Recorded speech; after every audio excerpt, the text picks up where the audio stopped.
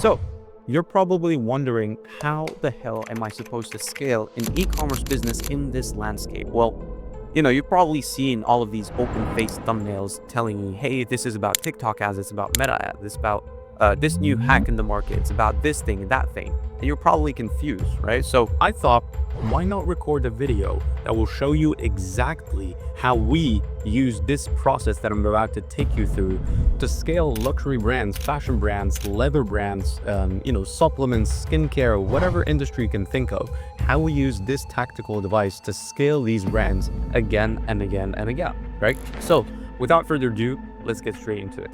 The first thing that I want to talk about is how simple marketing is. Okay, in the online space, it is actually very, very simple. And we've got it easy, ladies and gentlemen, right? If you are advertising for your business in 2025, it's actually very easy to show your customers what they want to see and actually see what the ROI of your ads or your marketing is overall. And that's something that wasn't there 10 years ago, 20 years ago. So we need to strip the complexity out of marketing and understand it's actually very simple to scale an e-commerce business from 6 figures to 7 figures to even 8 figures if you execute on a well thought out plan. Okay, so the first thing that I want to talk to you about is market desire and market sophistication. Okay, so if you haven't thought about this with your customers, I want you to take 10 minutes right before you continue this video and actually ask yourself, how sophisticated is my buyer? How sophisticated is my customer, right? Have they seen products like mine before? Are they hit with 26 different ads every single day talking about the exact same solution that I'm selling? Like, where are they in the spectrum of sophistication, right? So another thing that I want to touch about is market desire, okay? I need you to stop thinking that you are creating a new desire in the marketplace. That is never going to happen, or very rarely you are going to be the creator of a desire in the marketplace. It's very, very hard to do, and most likely than not, your product does not do that, right? So I need you to think about how you can channel an existing desire in the marketplace and direct it to your solution, which means your solution is now geared towards solving an already existing desire or need from your customers. And it's actually very easy to execute on marketing once you do that.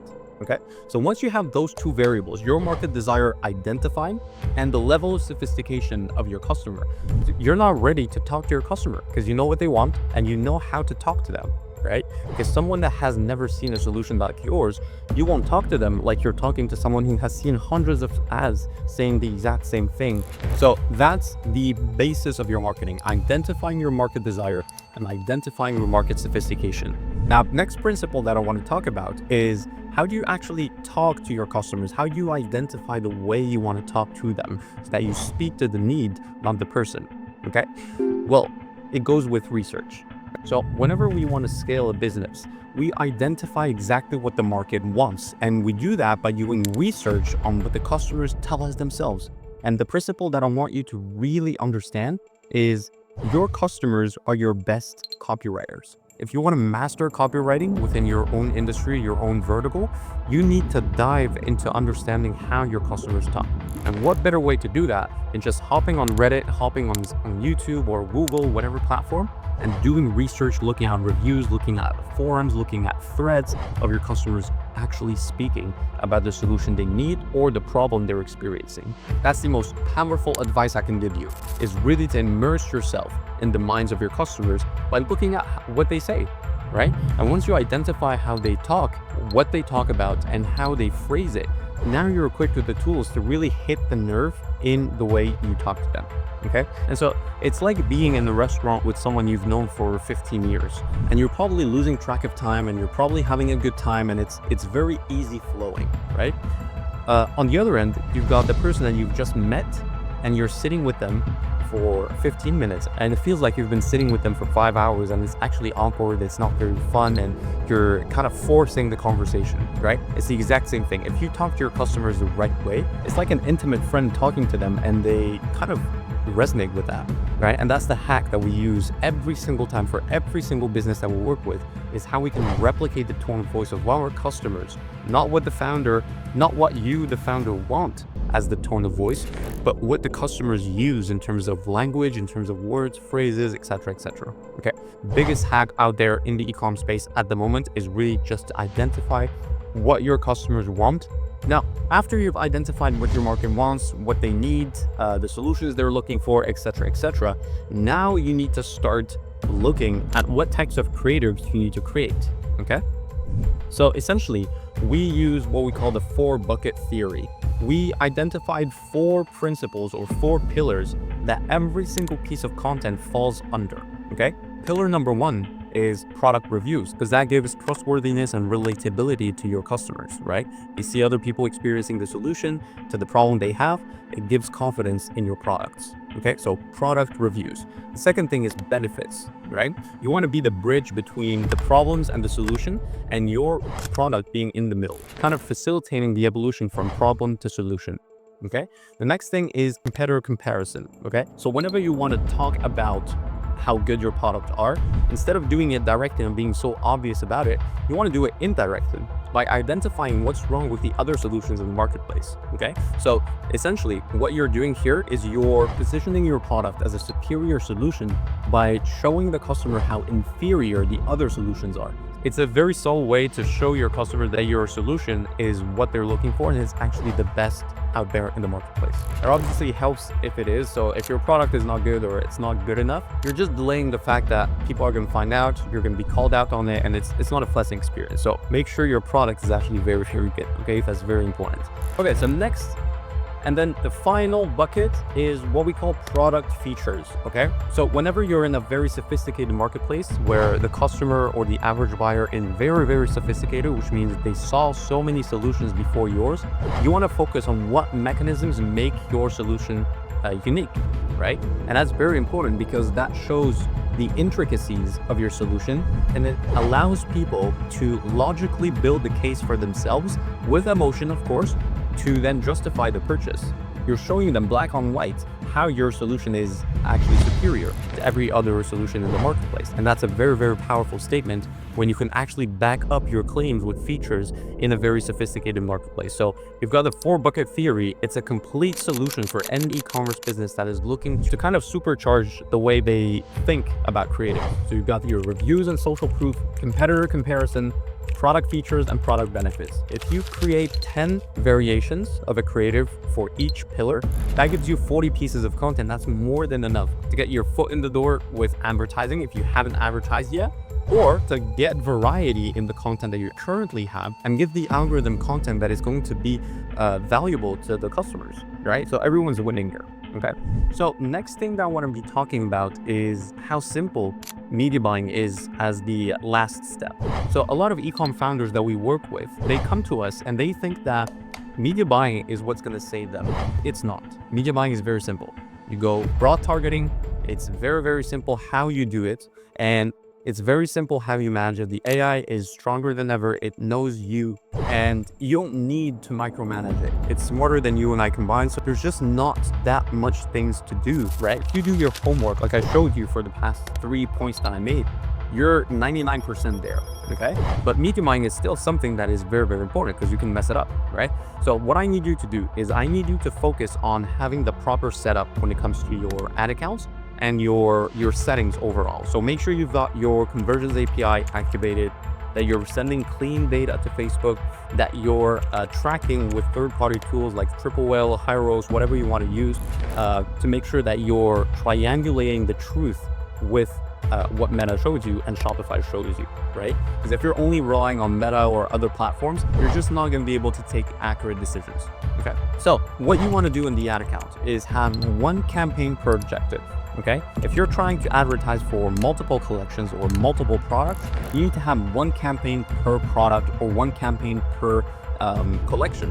Okay, and that is because you want to segment exactly which products are going to give you the best contribution margin and the best profits and the best ROI overall, that then you can take proper decisions. If you've got one product, obviously it's pretty self-explanatory. If you've got multiple products, if you're a fashion brand, for example, and you've got multiple collections, you can't be advertising everything and anything at the same time. Okay, so you want to think about how to properly structure your ad account so that it's clean and you can see exactly what works and what doesn't work. That's very important. The other thing, if you're spending less than $100 per day on ads, you're just shooting yourself in the foot, honestly, because if you're spending $20 a day and I'm spending 100, I'm learning 5 times faster than you are.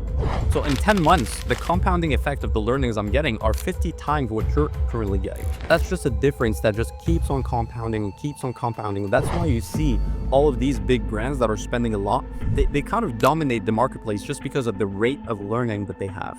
Okay, and that's something you can call it unfair, but it is what it is. Okay, so you need to make sure that you're spending a bare minimum of $100 per day and making sure that you're getting to a point where you're spending $500 to $1,000 a day as soon as possible. Okay, because at that point you can kind of get escape velocity when it comes to the results you're getting, how fast you're getting them, and how good the data is that Facebook is then able to iterate on to further your success. Okay, so it's like a little exponential curve. Starts slow and then boom, you hit escape velocity basically. Okay, so media buying, very simple, broad targeting, one campaign per objective, campaign budget optimization, never do ABO, and very rarely do ABO. If you're not very well versed and you don't know what you're doing, just do CBO. So what happens when you start getting results is you want to be able to scale 20 to 30% every 72 hours. Never ever touch your ad account after you've touched it once before 72 hours. So let's say on a Monday, you're launching new creatives. I don't want you to touch anything on Tuesday, okay? I want you to leave it at least on Thursday, right? And it depends. If Thursday results are getting better, right, and you're seeing a trend that is going upwards, for example, if Tuesday was a bad day, Wednesday was a kind of medium day, and then Thursday is a good day, you just leave it there and you don't touch it. If all 3 days have been bad and you're not getting any results, then you just relaunch the model and you make sure to identify what is the main bottleneck in the funnel. So for example, if you've got an abysmally low CTR, then your creatives might not be resonating in the right way. So you might relaunch the campaign once, or just take the hypothesis that your ads are not good enough and you create another round of creatives using the 4-bucket theory. And in a nutshell, that's pretty much it. It's about discovering what the designer is, channeling it, making sure you're in tune with the sophistication of your marketplace, making sure you're speaking to your customers the way they want to be spoken to. So doing a lot of research, Google, Reddit, YouTube, all of the videos you can watch, all the content, the threads, the forums that you can dissect. Do it, because that's going to help you talk to your customers the right way. And then what you want to do is you want to create creatives based on your findings. So the sophistication, the desire, and the way the customers want to be spoken to using the 4-bucket theory. And then you want to simplify your media buying. Okay, and that's how we're able to achieve so much success in the e-commerce space with relative ease, honestly, just because it's actually simple. The ingredients are there. There's nothing fancy about it. It's just getting in front of your customers the right way. That's all you need to think about, okay? And then there's obviously a lot more details. So if you're new to the channel, by the way, my name is Omar. I'm the founder here at Growth Labs, which is a 7-figure growth partner for e-commerce businesses. So we've been in business for the past 5 years now, sharing our learnings and sharing our way of scaling e-commerce businesses. At this point, we've worked with dozens of brands, some of them working with us for over 3.5 years. So we've got a pretty neat process when it comes to scaling e-commerce companies. I'm using this channel to document everything that we're doing, sharing everything that we're doing, and basically showing the world how we're building one of the biggest growth partners in the world to further our mission to build a portfolio of brands that have amazing products and that serve amazing customers and that have a deep impact on the world through the work that they were doing, through the products that they're selling. And we help facilitate that impact with the work that we're doing. So hope you've enjoyed this video. I'll see you on the next one.